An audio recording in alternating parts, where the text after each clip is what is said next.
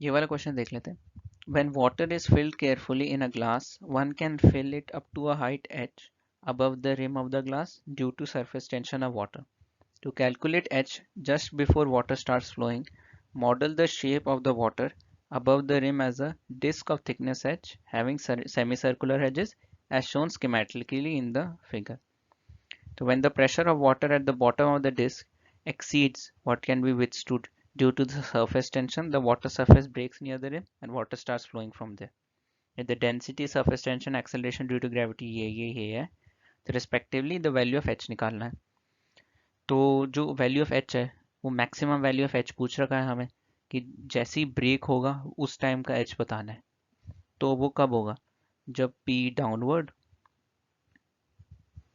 Is equal to p upward. p downward क्या हो जाएगा उस डिस्क के वेट की वजह से, तो वो हो जाएगा mg बाय, ये मान लेते हैं इसका रेडियस r है तो पाई आर स्क्वायर। और p अपवर्ड क्या होगा? Due to surface tension. अब हमें पता है एक जो सरफेस है जिसके दो अलग अलग रेडियस है, तो उसकी सरफेस टेंशन का form, change in pressure due to surface tension का वो फॉर्मूला क्या होता है? सिग्मा।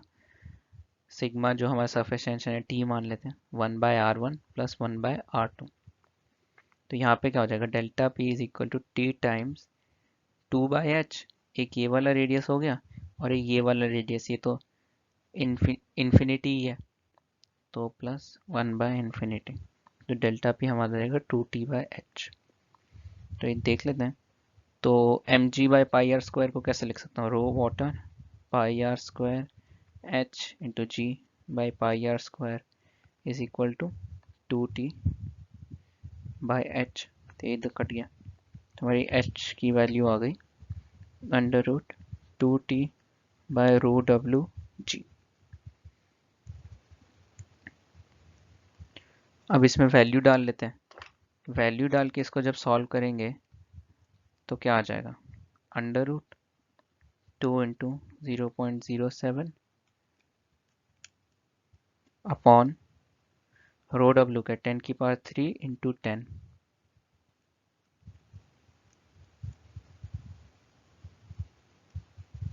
तो इसको जब सॉल्व करते हैं तो आ जाता है 3.74 mm। यही हमारा आंसर हो जाएगा, 3.74। तो मॉडरेट लेवल का सवाल था, ये फॉर्मूला पता होना ज़रूरी है तो हो जाता।